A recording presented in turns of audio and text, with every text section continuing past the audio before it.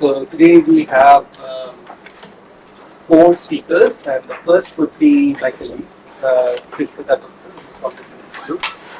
So Sushmita did her undergrad from CMI and then went on to a PhD at University of Southern Denmark, and then following postdocs at University of Kyoto and University of Bergen, she joined NICER Bhubaneswar. I know we have this couple from NICER Bhubaneswar, but I think you left long before they were. Possibly, I left in 2020 regarding the start of the pandemic. Right.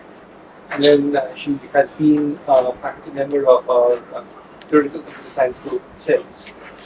And so Sushmita's, as you can see, Sushmita's research interests include game theory, and she has in fact organized a workshop on games looked at it from the algorithmic point of view this year itself, right?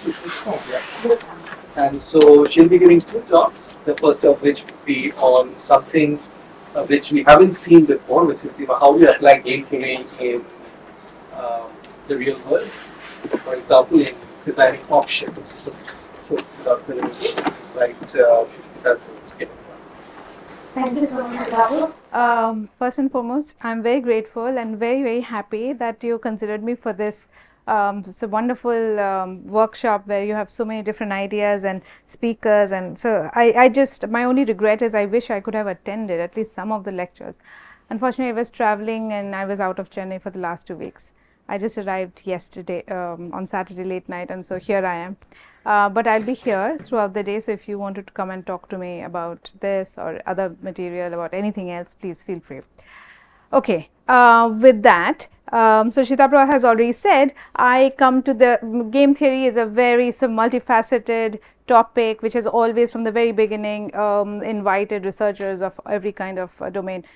Of course, probably the most famous ones being from economics and mathematics, and of course physics, and now biology, and so on and so forth, right?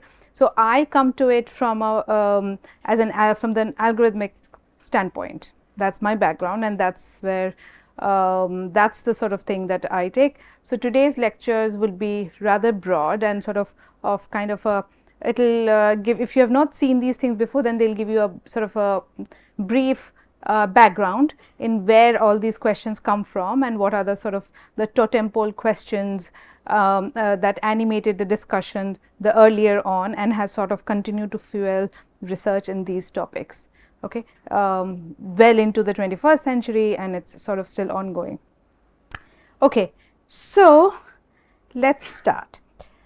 I'm going to just show you some pictures and you tell me what you think is going on. Okay, so this is a Christie's auction, a painting, modernist painting is on the dock and people are bidding. So it's sort of the type of auctions we see in movies, right, where an expensive item is on the dock and people, there's a auctioneer with a gavel. I don't know what role these gentlemen, this lady and this person is playing, but clearly these are the bidders, and so they bid for this painting. The auctioneer says, this is the current bid, anybody, this is such a fabulous painting, blah blah blah, and then sort of raises the ante, and then somebody else outbids the other person, and so on. It goes on, right, until nobody is bidding more, and then the item is sold to the person who was the highest bidder. Okay, this, how many of you actually recognize this interface and maybe have interacted with it? Okay, yes. Okay, yeah, eBay auctions you can put up I don't know, tiny things that you have gotten signed or whatever.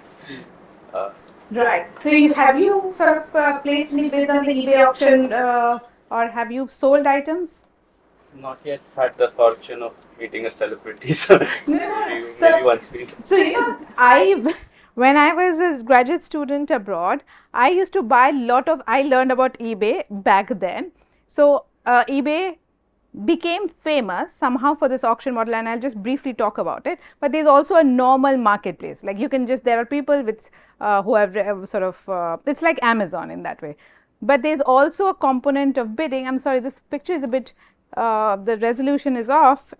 So this is something about these sorts of cards are sort of collector's item. So I looked at some of the things that eBay, I mean online, but this is kind of an interesting object.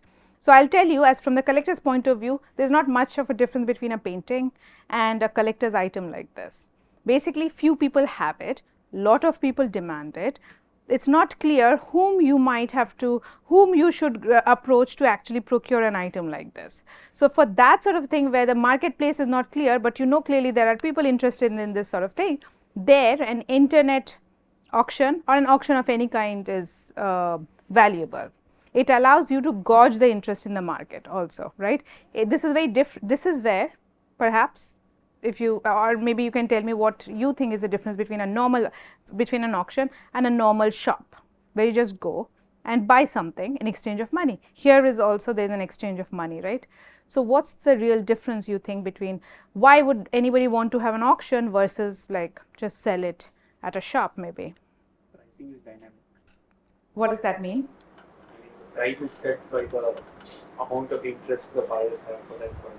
Yes. So what that is called is price discovery. You basically discover, as the process goes on, what is the actual valuation of this object in the market. Okay, and these interests sometimes they tend to go on increase over time, but sometimes depending on other market factors, they can actually stagnate, especially in the case of very expensive objects like paintings and so on. They have a sort of a market economy of its own, where people basically trade in paintings the way one would trade in stocks and other sorts of assets.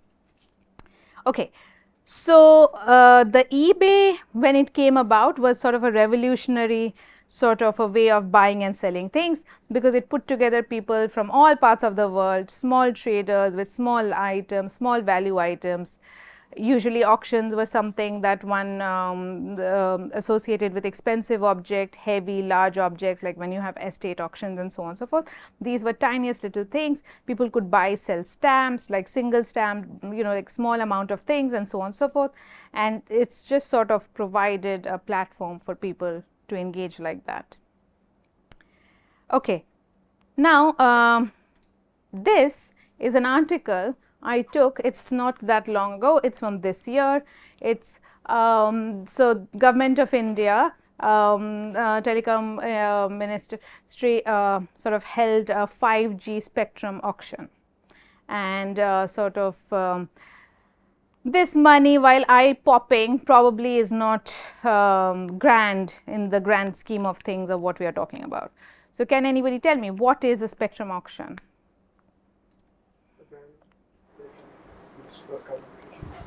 Who can use for communication? Right. So this is basically, so these are tangible items, right? This is a painting, this is a baseball card. These are intangible radio frequencies. Okay, so the telecommunication industry is booming. There is a forever increasing need. I mean, in India, I think more people have network connectivity, internet connectivity, than they have reliable electricity supply, and that's something that's not going to change. So telecommunication connectivity is like a public utility service now, and government cannot. This is a very expensive, it's a sort of cost intensive industry where government cannot provide the service themselves, because these are very expensive services, and there are a lot of private interest in this. They have the technology, they have the money to invest, they have the R&D and so on and so forth.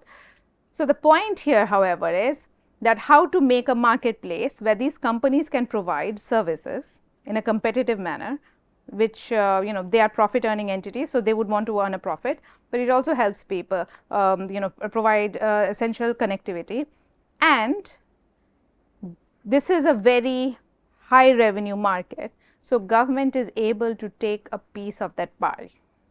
That's where this is. All these auctions, while the auction house gets a percentage of the proceeds of the sales, but really the transaction is between the seller and the buyer. This over here, eBay used to charge a very small platform sale for any type of transaction that went through, but beyond that, nothing. Here, the role of the government, you could say it's similar, but if you think about how we use telecom network, we are the end users, some companies providing the service, we give a very small amount of money, right? It's just, I mean, okay, that's a relative thing, but we pay for our plans or whatever, right? The company is earning a huge amount of profit from it, and the piece of that, a percentage of that is sort of given to government, and now that percentage is of large number based on how the terms of these auctions are decided. Okay, so it's not like a uniform single this thing. Sometimes, so what's actually happening is that, yes, so the companies are bidding for the right to broadcast at certain frequencies. This is an essential from the perspective of non-interfere service, which does not interfere with each other, and so on, etc., etc.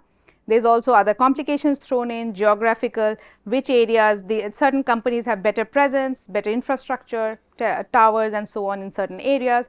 So, they are better suited to broadcast in certain areas, provide service, whereas others, and so on and so forth. Based on that, they calculate what is the right, what is the package I should be bidding for, and so on and so forth. And of course, it's a very competitive market, and government sort of has to come to an sort of I keep saying government, but I mean there is a body which does these things, has to sort of decide on, after getting the bids, on how to sort of issue these licenses. Sometimes in the past has happened at the very highest level price, the highest sort of the most expensive sort of licenses have gone completely unbid, like nobody bid for it, because the private companies don't see a profit possibility in the near future from that. So, that also happens. Okay. So, the part of price discovery is this. Sometimes you are actually trying to see how much money you can earn from the market. Sometimes you are also trying to see if there is at all any interest. Okay. So, it works both ways. Okay. Finally, what do you think this is? This is just a copy paste, I mean screenshot of a Google search. I don't know if you can read this. This says birdhouses and this whole thing. Sorry? You said something. Search engine optimization. What does search engine optimization mean? When you search something, like, let's say my site or if I want to get my site at first, when some customers search for birdhouses, then you have to like pay something for Google. Okay. All right. So, can you tell me what is the auction here? What's the connection? Auction. That's true. What you're saying is you search for a word, you get some links here. See, here is something. Oh, this is Pinterest. This is a Best Nest. These are companies. There was also an Amazon link which got cut. And these yellow boxes, right? These are paid ads. So, there's a word sponsored. Nowadays, if you search, it'll just say ads.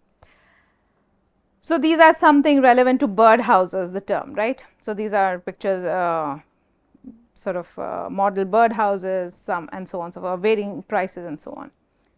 So, that is what you see in the Google interface if you search for a word like this, and pretty much any word will engender some such ads. What is the connection to auction?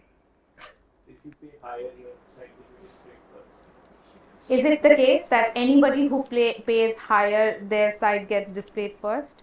Because you see, there are, I don't know, hundreds and thousands of birdhouse makers or manufacturers, sellers, right? So, but there's only a limited space. Clearly, I mean, if the time I search, the entire page is full of ads, then I mean, it kind of defeats the purpose. I mean, who would want to use Google as a search engine?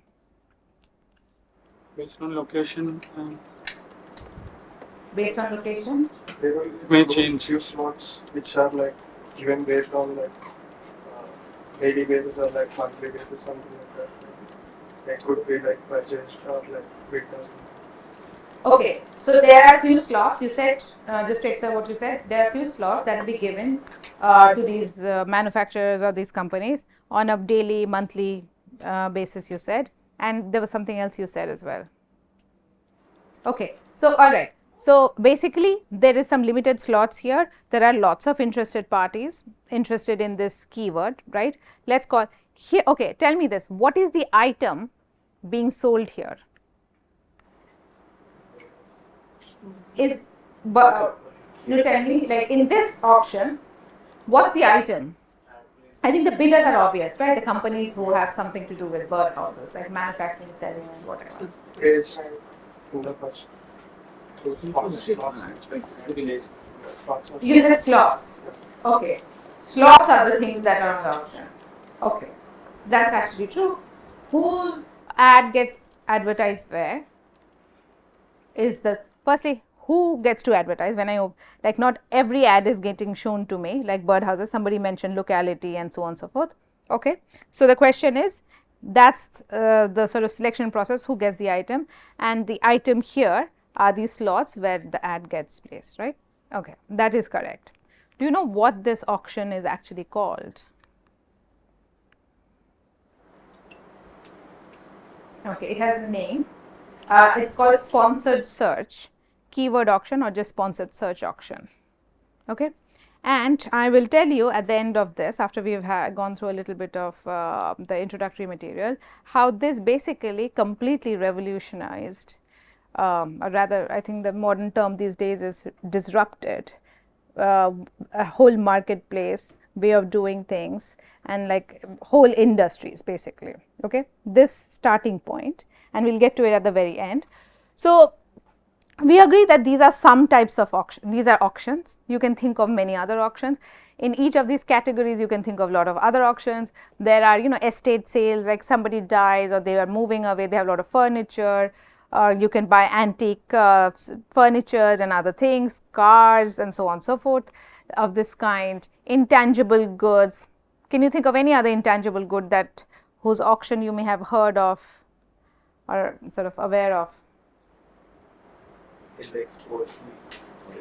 Good. Yeah, that's also a type of auction. Yes. I'm just wondering, like, well, this cab aggregator services like InDrive allows you to, set a price. And then taxi drivers like this are bidding, and you don't get any paid, so you have to raise the price of it and see if you get any bites. Should that also within this? This is a service that's provided in India, it's available in India. Where you can bid for taxi services like this? But you can set up, suggest a price. You can put that price, or you can set it higher or lower. Okay, yes. And then you wait for, wait whether anyone Takes accepts it. your thing. And if not, you can raise it a bit. Of course, that actually has all these sort of markers of an auction marketplace. Yes, I did not know about this. I'll check this out. Okay, so natural resources, okay, and the license to mine natural resources is something that is auctioned. So few years ago, maybe all of you are too young, there was a huge uproar about coal auction, and like there was a whole scandal and so on and so forth. In Western countries, fishing, like you can't just take your boat and start fishing one day, because they want to sort of protect the natural environmental this thing, and therefore it can only, and because it's a commercial enterprise, they know that people will be doing too much of it and so on. So fishing rights and just sort of some oil and gas exploration, all these sorts of things, okay, natural resources, mining of natural resources, exploration and exploitation is often in many places is sort of held in this sort of thing.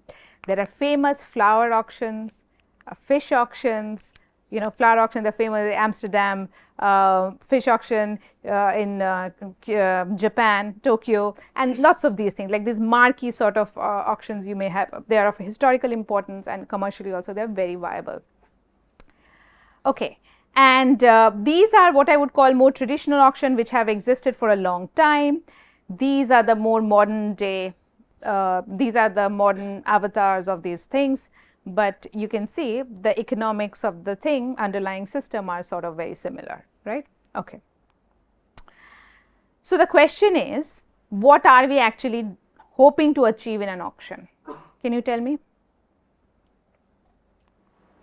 What do you think? This is sort of, we'll get to this later. Can you tell me what's the primary thing? Are we just trying to sell the item at the highest price? Is that the only goal? The buyer also wants to sell, buy at a lower price. Okay, buyer wants to buy at a lower price. Good. As good a price as possible, right? Okay. We're trying to determine a fair valuation where both. What's a fair valuation? Something that the market decides is okay to pay for. How does market play a role here? It's sort of Or a person that finds enough value in it, pays for it, should be a fair valuation because somebody else is Right. paying. So when I participate in an auction, if I'm a well-informed person, I should know what the items are on sale and what I'm interested in, right? There might be sometimes lots of items and I'm not interested in them, something. So I have a valuation for that item, right?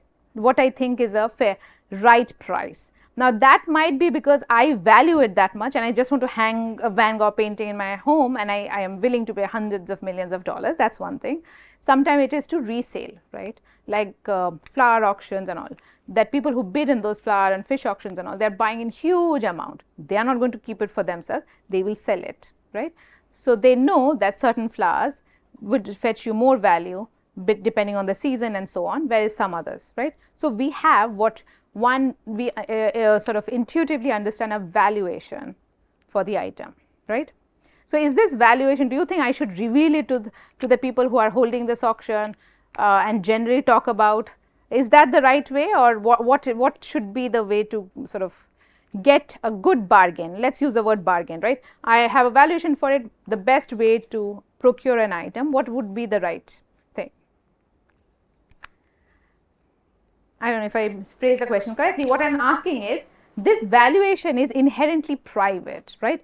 Whether or not I reveal to people, it's private in the sense that it's for me. You might see the same item and value it differently for certain other factors. Maybe you have a different marketplace where you can sell it, you have different supply, all these sorts of things, right? Okay. So I'm trying to get an item at a fair, somebody said fair price. What would be a fair price here? What would be a good purchase from a buyer's perspective? Lower than the Correct. second That's the most obvious thing, right? I should try to want to get that item at as low as possible. So I'm willing to, so it's fair to say that if I really value this item as, I don't know, 500, I am actually willing to pay 500. But if I'm a sensible person, I should not pay more than 500, right?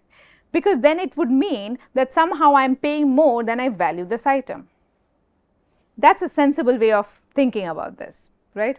Okay, so we understand what the buyer is trying to do. This difference, how much I value and how much I pay, is called the utility.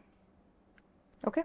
But some buyers don't exactly want that, right? They just want to. Okay, there are those buyers are called, they don't actually have an upper cap on valuation. They have like what one with deep pocket buyers and all. It happens in art, this thing and so on, people end up overbidding. But if economically, that's not a very solvent thing. No matter how large the price is, if you are really going to go over your true valuation of an item, you're actually getting at a negative utility. But like they don't actually want to buy it, right? They just want to raise the price for the others. That's different. They don't want to buy a price. They're acting as a sort of an agent who will just raise the price. But the person who is finally getting it, they are getting it at some utility. The value of the utility is my true valuation minus the price I end up paying. However, the price was leveraged. What you are saying is the price could have been highly sort of inflated for whatever other factors. No matter what, whatever price I paid and the true valuation, there is a difference. This is called the utility. Okay? All right. From the seller's perspective, what is the seller's goal here? Profit? Is that okay? So for the eBay, Christie's say true, revenue maximization, right? I want to get the maximum out. What about these government options, like for say broadcasting rights, coal rights, mining rights, and so on? Is that what the government always wants, like an entity like this, that they should try to maximize profit? Not necessarily, because they have a bigger agenda. Part of it is to provide a utility service to all parts of the country.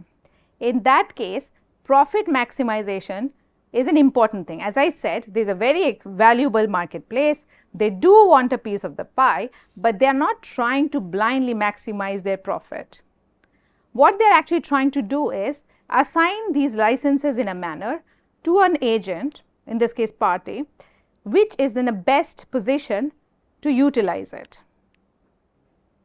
Okay? Utilize it meaning they will actually provide the service. They are not going to sit on the license and not do anything. So there are now laws against doing that thing, that you can't hold a license forever, perpetuity, and not sort of provide services and so on. In United States, or in olden times, you could actually buy a drilling right.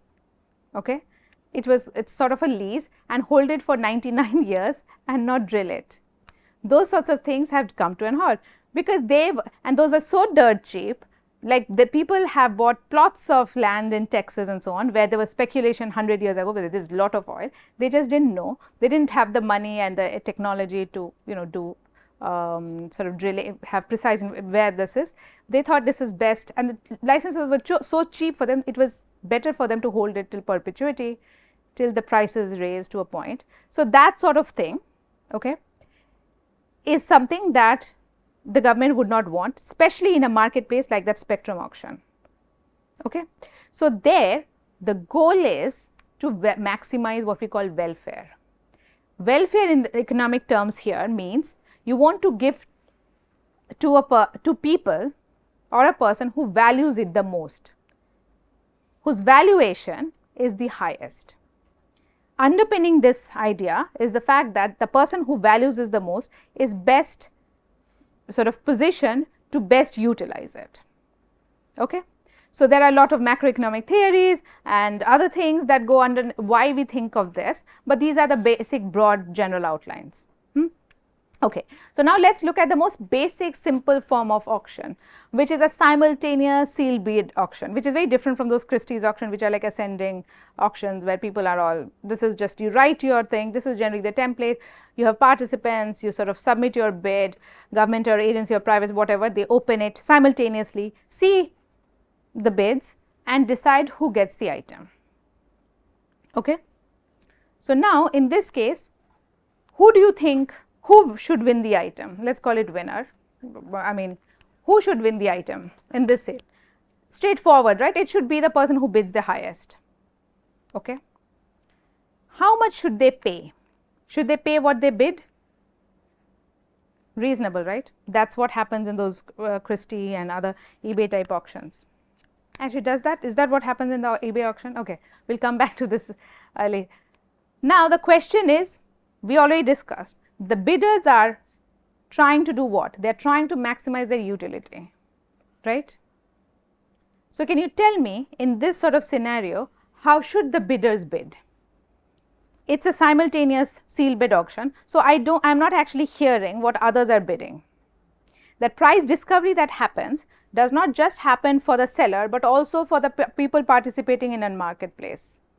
When people say that bids out loud, here that's not possible. So how do I, as a participant in the auction, how should I reasonably participate in this particular marketplace? Sorry? So whatever valuation you assign to it, you should bid that much, because you might assume that somebody else bids between the difference, and then you don't want to pay anything above the valuation, so you wouldn't bid that. So just at the valuation that you assign to. Okay. Now here's the thing. Suppose then I win the item, right? I'm the highest bidder. I win the item. I get the item at whatever I valued. I realized the second highest bid was significantly smaller than mine. So what did I do? I actually left a lot of utility on the table, right? I could have bid slightly above that second person, right? And still have obtained the item. Yes, agreed? Okay. So can you imagine what's the best way to participate in this auction such that it maximizes or at least guarantees me some amount of utility? So in that case, my utility is 0, but my utility could have been significantly larger, right? Yes. Because he said I state my true valuation for the item. So they open the bid, they see I am the highest. Okay, if I am not the highest bidder, I pay nothing. So I paid nothing, I gain nothing, my utility is 0. Fine, right? It happens. But if I am getting the item, I am getting it but at 0 utility. But I could have gotten a very large utility when I realized that the second highest bidder was much less than me. So, something epsilon slightly more than that would have won me the same item, and then I would have had a very large utility. But you won't be bidding, like if you value the item at 100 rupee, you won't be bidding exactly at 100 rupee, right? Then if you get the item or not, like That's what he is saying, that you actually bid at exactly at 100 rupees. That's what a true bidding would pay. Like you're actually telling your true bid. What we do in real life is what I'm trying to get you all to think about. That what would a person participating in real life would do. But from the purely analytical perspective, true bid actually means writing your or stating your true valuation. And in that case, you run the risk of getting zero utility even if you actually got the item. So, imagine the weird scenario. You don't get the item and you have zero utility. I got the item and I also have zero utility. So, what was the kind of point? You see, right? Okay. So, does it make sense to overbid in this case? Because I really want the item. So, does it make any sense? That would be very ridiculous, because what if I end up winning the item? Then I am actually paying more than I actually value. So, that is like negative utility. So, I think we can agree that there is no point in doing this when this is the situation. Does it make sense to underbid? Yes, this example that we were talking about, right? That if this person had underbid, he could have significantly have underbid and still won the item. And underbidding actually sort of makes it possible to get positive utility. If I bid even lower than my true valuation, in the worst case I do not win the item, but if I do win the item, I get at a higher utility. But I run the risk that someone will. Right, that is the thing. That is the only risk that I am running, that somebody else might actually bid slightly more than me and so on. So, you see, there is a lot of confusion as to what is the right thing to do.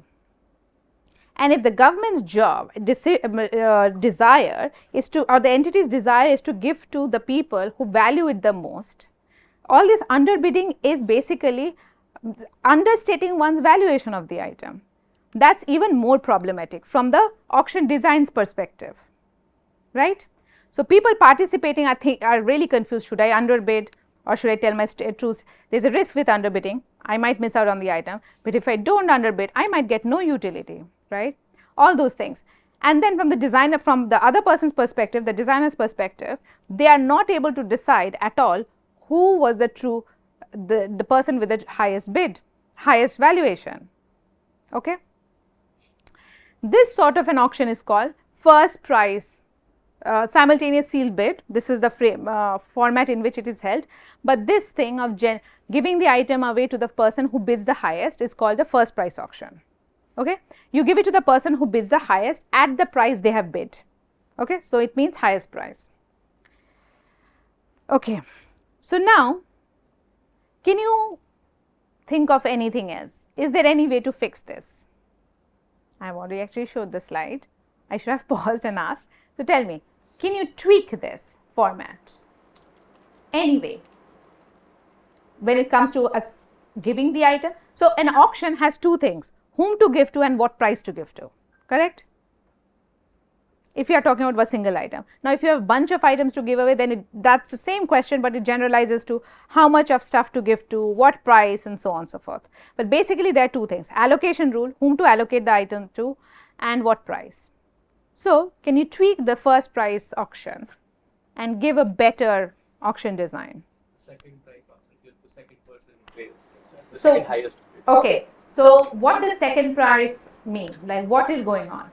First of all, that was just purely derived off of that. Okay, let's see. Now, second means what here? Okay, yeah, it's okay. Tell me, what does but now think, now analyze. Second of what? In the second highest bid. Okay, so he's saying second highest price. What are you saying? You're saying second highest bidder. Yeah. Okay, so let's student first, then teacher. Why that? Why do you think that will work? Because okay. No, let's think. We are just thinking aloud. It's fine.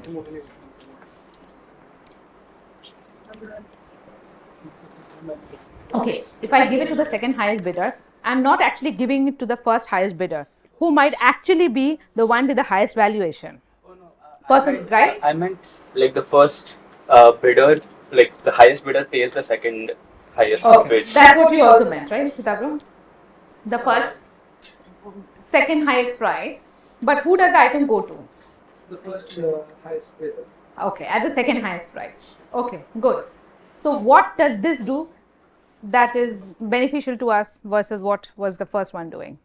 You know that the person values it the most, but for them it's good that they're not severely overpaying if the second highest bid was very low. Okay. So now at least they know what do they have a guarantee that I'm never going to pay more than what I actually bid. Because if he's winning, he is the highest bidder. Let's assume there are no ties, okay? So he knows he is the first highest bidder, but he's paying the second highest price. So it means he's definitely not paying what he bids, correct? He's paying less. Okay, but does this ensure the other goal?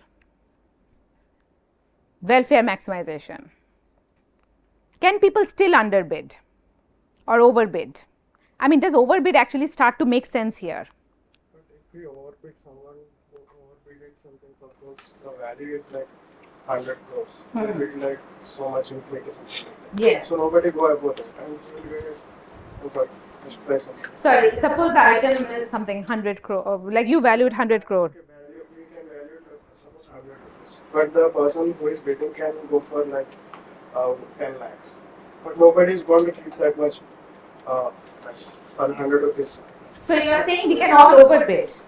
But then if everybody But if I am overbidding, the other person can also overbid. But The second highest price can also be overbid, and that ends up being more than my true valuation.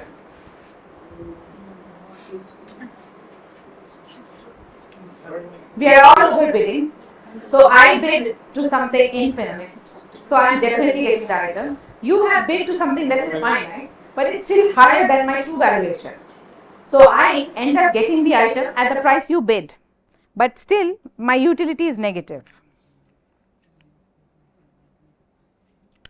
I didn't get that if the price is 100 rupees suppose, if I bid for 10 lakhs or something, so nobody is going to bid about 10 lakhs because like the price is that. Okay, but how much am I paying? I am going to pay whatever the second highest bidder's price is, right? So if I am overbidding, others may also overbid, and if their overbid crosses my true valuation, then I am again getting negative utility. Is it clear what I am trying to say? Okay, so the question is, why is anybody trying to overbid now? People were not trying to overbid back then. Why would they try to overbid now? But still we could have this problem. See, this is where it's game theory. Individuals are all rational, and unless I say it specifically, are acting selfishly. They want to maximize their gain, which in this case is maximize utility, right? And I should know that if I can overbid, others can overbid too. But the question is, why overbid? Does it make any sense now? Either I get the item at a price, either I get the item, in that case I must be the highest bidder, or I don't get the item. See, the people who don't get the item but bid it correctly, they at least know that my value, it doesn't matter. If I don't get the item, whatever was my valuation bid doesn't matter, its utility is zero because I didn't get the item at all. Now the question is, people who are trying to, let's say, win, the first person, why would he, is there any sense in him overbidding? If he overbids, that sort of problem arises, but he stays true to his bid. Either he gets it or he doesn't get it.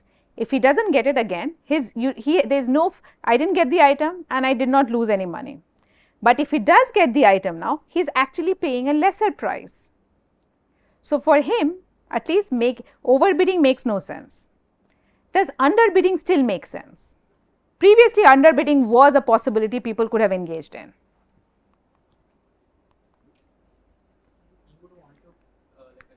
value in this case, because now either you have zero utility or something positive, that it can't be worse than Yes, this is what happened.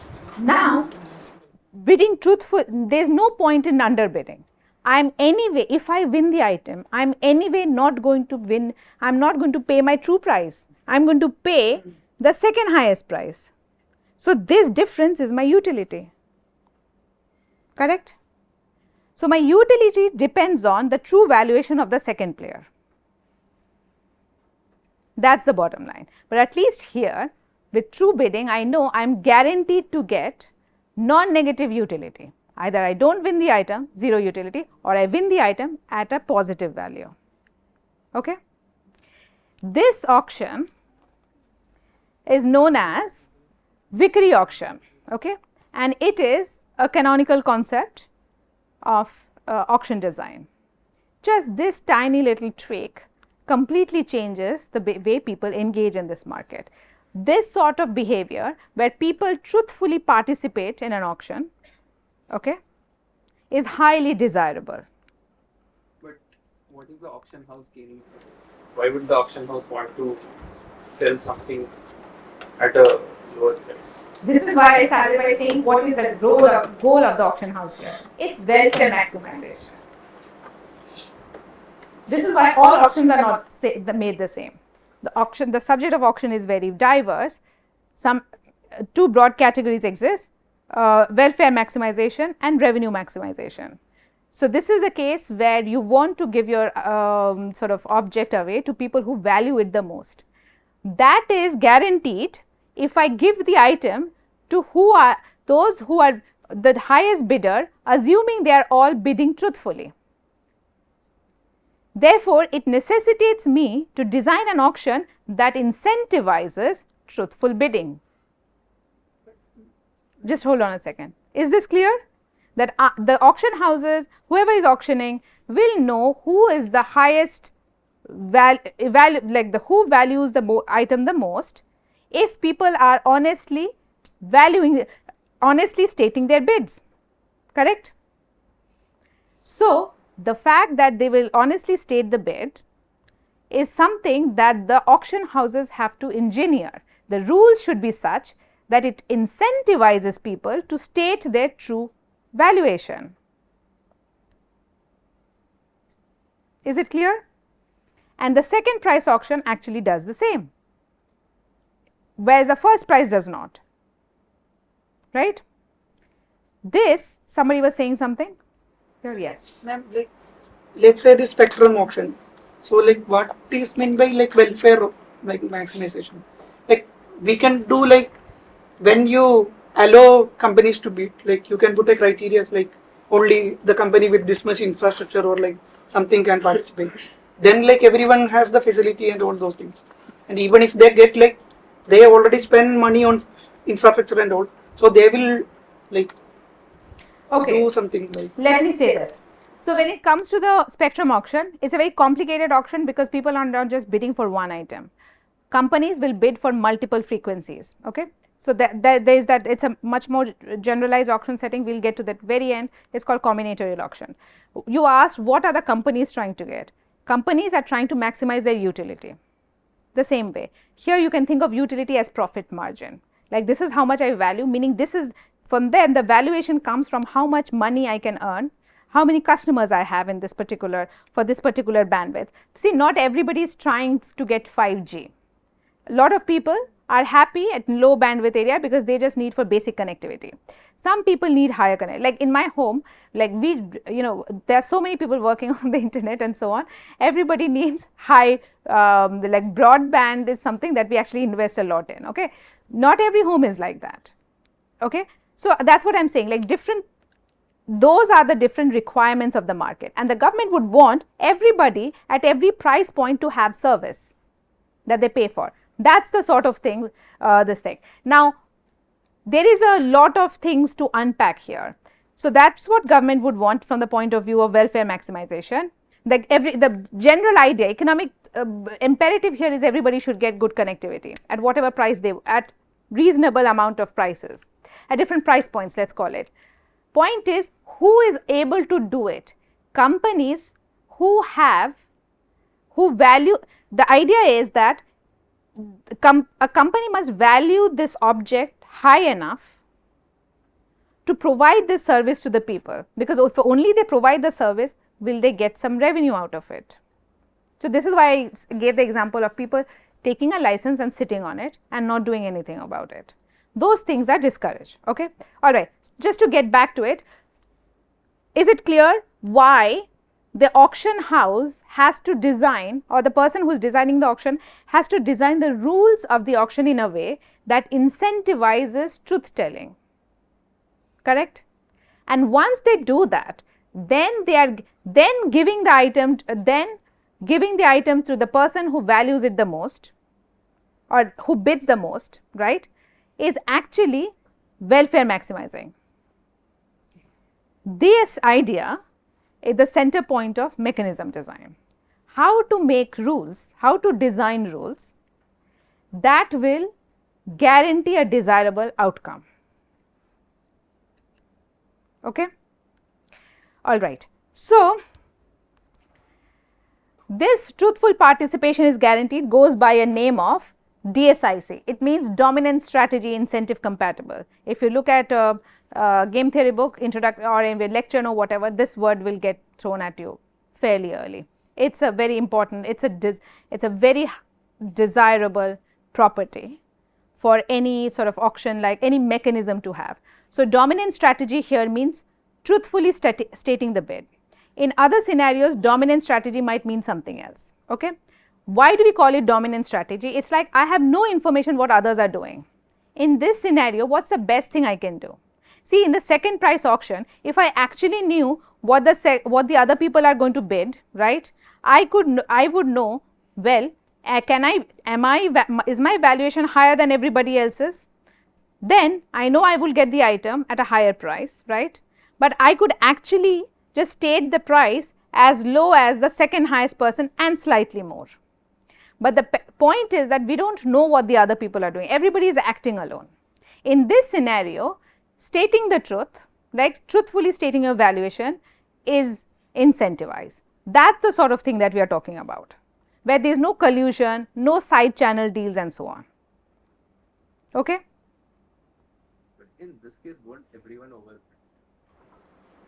Because of that example, right? If you overbid, if everybody overbids, I get the item, but the second highest bidder's price exceeds my price, my true valuation. Then I end up paying more than what my true valuation is. Yeah, but no, I think that if the price is 100 and I would like say 10,000, say that I don't have to pay it anyway. Everybody can do the same, right? The second highest bidder is, you value it 100, you are bidding it 10,000. The second highest bidder bids 500. So now you are paying 500 rupees when really your valuation was 100. So it's a negative utility. This is the thing. If you can overbid, others can overbid. Here, overbidding is not getting you anything extra. You may as well tell the truth. Either you get the item or you don't get the item. If you get the item, you will get it at a lesser price. That's the point. Okay? All right. So,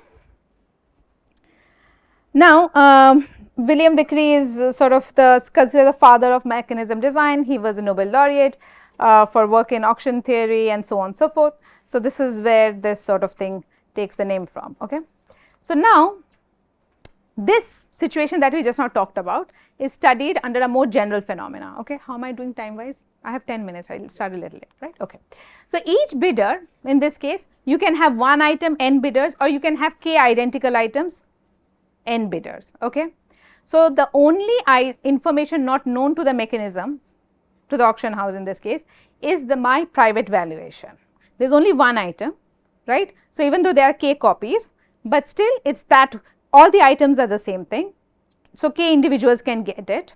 Everybody gets at most one item. Either you don't get anything or you get. So, at most k people will get an item. Okay? So, this is the scenario. We accept one bid per item. That's important. Okay? Because there is only one item on the dock, so on. So, this scenario is called, in the technical term, single parameter setting or single parameter environment. The single parameter refers to this only information that is private, which is the valuation of this item. In this case, Roger Myerson, another economist, another Nobel laureate, he proposed. So, we saw this, right, that an auction design requires two things.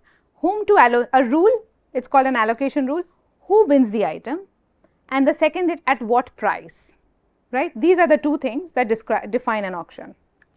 So, Roger Myerson studied this single parameter setting and in a very influential result put forth that any monotone allocation rule, a monotone allocation rule, I am saying it in a rather sort of, I am sort of stripping it off a lot of the jargons, but I am explaining the main essence of it. A monotone allocation rule is something which says that if I bid higher, if I am winning an item at a certain price, if my bid were to be higher, it can only improve my chances of winning. So, like it can't be that I bid higher and I do not get the item, if assuming all other bids remain the same. Okay? So, this is a thought experiment. Look at everybody's bid, identify one single user. Okay? Suppose this person bid was to increase, bid value was to increase. Either if he was winning before, he will continue to win, correct? In this, at least this the first prize, second prize, because he was winning before. Why? Because he was the highest bidder. If he bids even more than this, he will continue to win, right?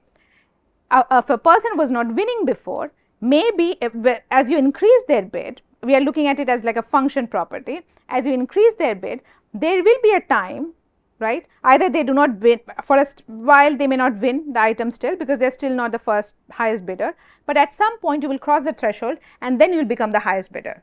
So, that will basically, that is when you will, if this were the bid you made while others remain the same, that would ensure that you are bidding. So, this sort of allocation rule is called monotone. Okay?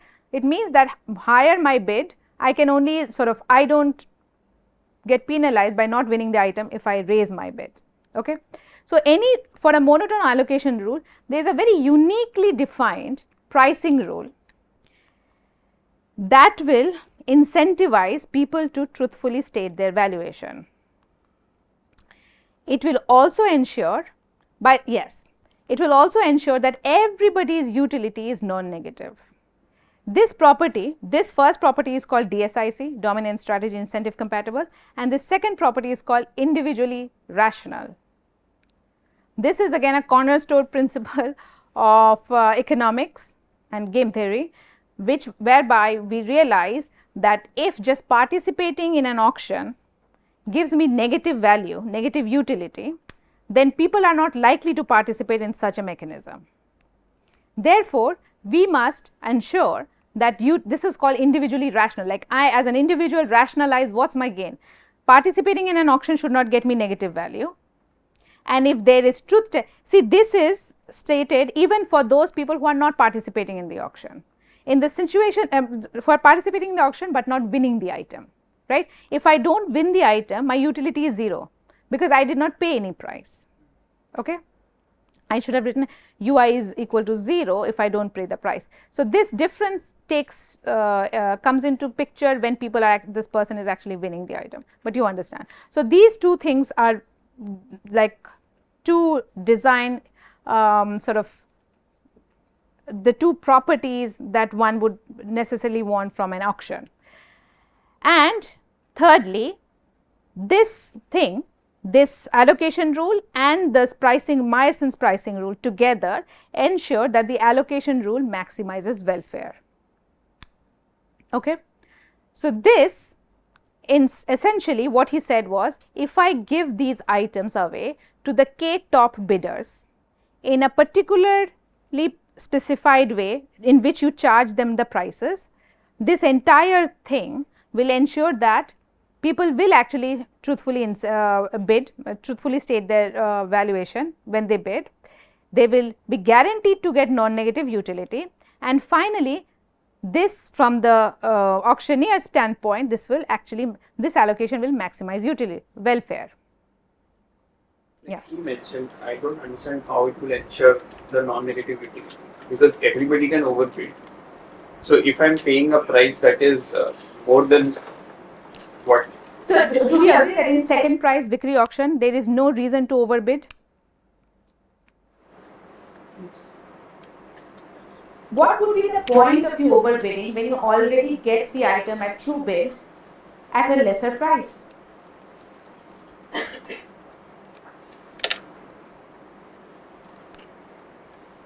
If I overbid and I get the item, I'm not paying my true price. I'm going to pay the second highest person's price. Second highest person is also thinking the same way. He doesn't know that he's going to end up being the second highest price person. He also participates in the market voluntarily to win the item. He also thinks in the same way, what would be my reason to overinflate my valuation? I'm going to get the item or not. If I do get the item, I'm going to get it at a lesser price. So collectively people think, yes, sir. When person wants to overbid, means he wants to raise his valuation itself in some sense. Well, that is not, that's not the right way to think about it, because valuation is this sort of an intrinsic fact that is not changing. Like valuation is something I know beforehand I participate in the market. It's like, what does this object mean to me? How much can I value it? Either person as a property or as a resale value.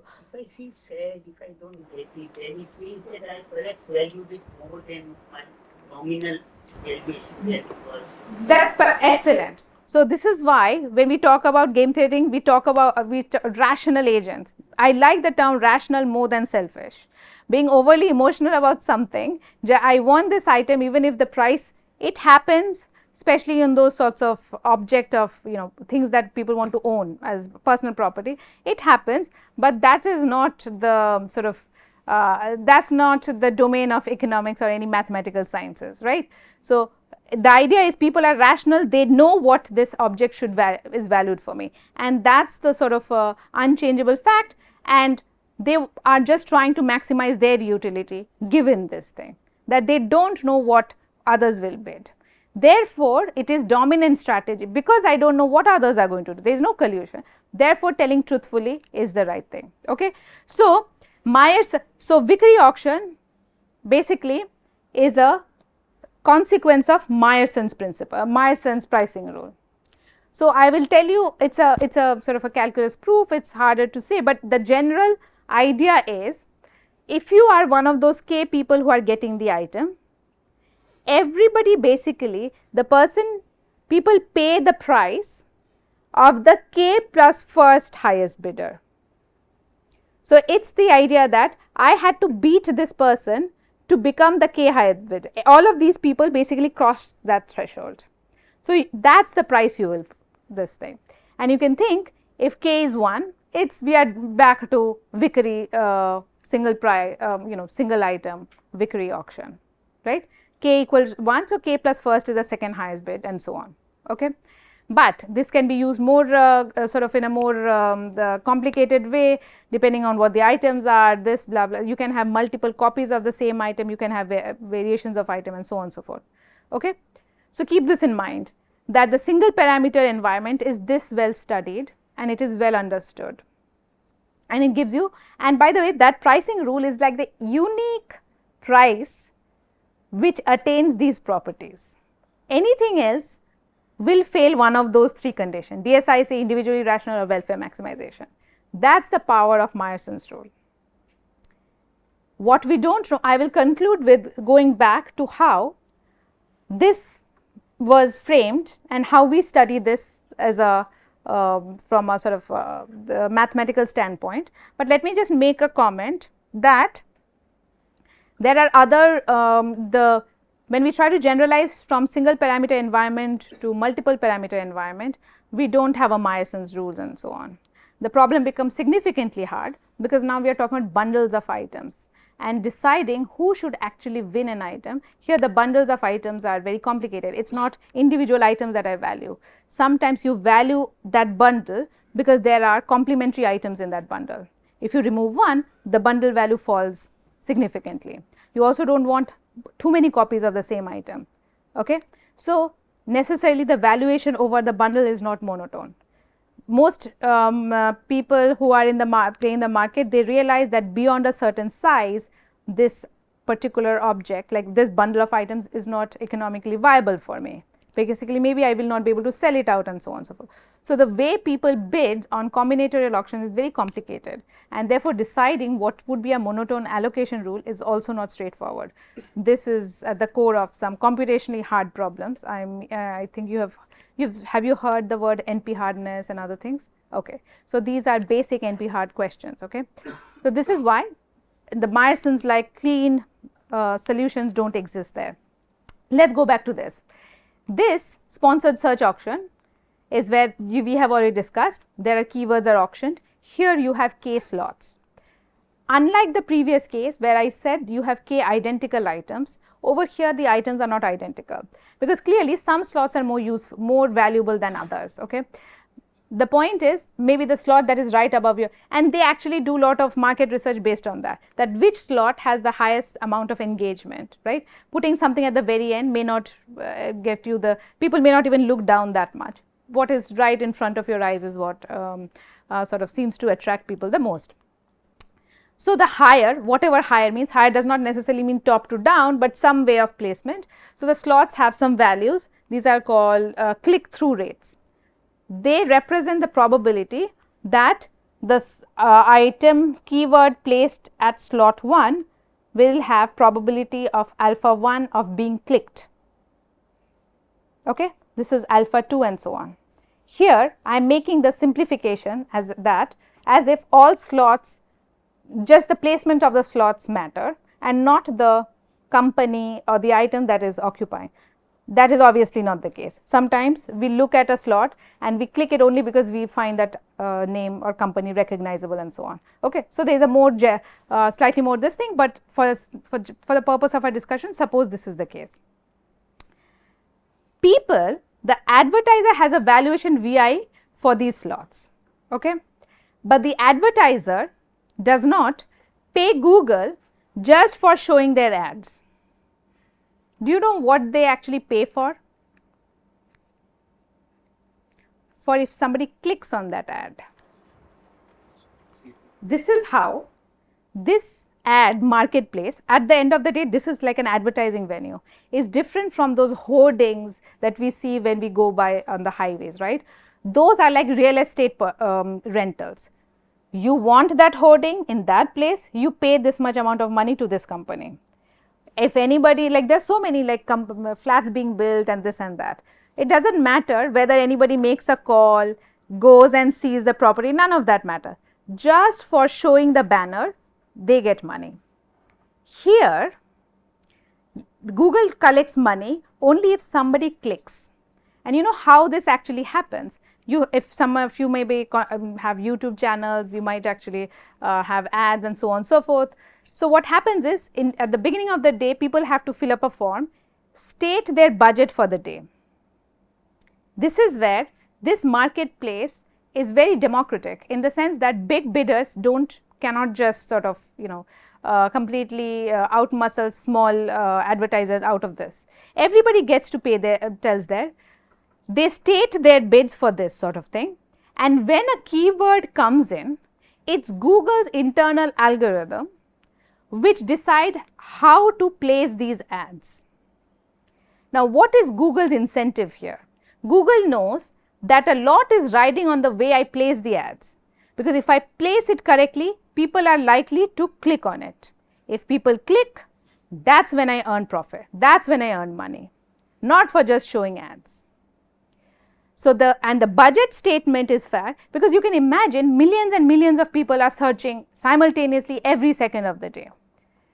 If that budget basically tells Google that throughout the day, this is the most I am going to spend, and these values, the amount of valuation that they have for each of this, it's a very small, like at the cent level, cent and paisa level, it's a very small values, because they are showing this many ads throughout the day, they will basically end up money this.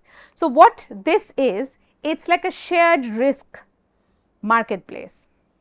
Google is sharing the risk with the advertisers, that there is a lot riding in the way they place the ads, because then only if depending on that, people will click, and then only they will get the money. Okay. This is something that does not exist for these other advertisers, like newspaper ads, hoardings and so on and so forth. They are not sharing the risk. So I'll just end here by saying this thing, the small value advertising, this sort of risk sharing, opening up the marketplace for people that you have no way otherwise access to. You don't know, therefore you can't sell them to directly. They will just come to you because you have an item which is like a birdhouse, like a very sort of a very specific item, right? To you, if they are interested in. This really opened up the possibilities for small manufacturers, small sellers, and unlocked a huge revenue chain for companies like Google and in the early years Yahoo. So I'm going to just move this along. Okay, this was the point to do that. Okay, there are a few more slides. Okay, this is, I have already explained this, how game theory and mechanism design go hand in hand. They are not the same thing. So you can have a look. I will share the slides with you in a few minutes. The point before we conclude is to say this. The sponsored search auction is considered the starting point of algorithmic game theory, algorithmic mechanism design. It's a very active, dynamic topic of research, both theoretical as well as applied and empirical. It birthed billion-dollar enterprises, Google, this thing, what is it called, Yahoo, and lots of other of these. Earlier on there were other search companies and so on and so forth. It birthed this internet marketplace, as I just said. People had now access to buyers they would have no access to. It opened up a revenue chain for these companies that nobody actually knew about. And most importantly, the part where my interest lies, it necessitated the need for economic theories to meet computational efficiency. Meyerson's rules, Vickery's, all these things were theory, economic theories. What is happening now is every time we do a sponsored, like I click in a keyword, this entire thing, some ads are shown to me. Underlying this is a matching algorithm, matching question. With this ad, at this time of the day, with this person, which ads should be shown? Matching is a fundamental problem in graph theory, like a domain of mathematics. And to do this again and again, do it fast, right, is what you want efficient computation to be about, because people don't want to wait while ads are loading and so on and so forth. It has to be a very quick decision made. This is where algorithm design, efficient algorithm design met game theory, and it happened at the nascent stages of the dot-com revolution, late 90s, early 2000, okay. And since then, algorithmic questions about auctions have sort of seeded multiple domains, and it still continues to be. And so you can see this slide and ask me questions that you may be interested in. These things are current topics of research, this thing. How broadly to design auctions, where all auctions are useful, that answer may come from economics. But how to do it in a practical, realistic way is the domain of theoretical computer science. Okay. So with that, I think I'll conclude. I took up a few more extra minutes, but I think that sort of ends the first lecture.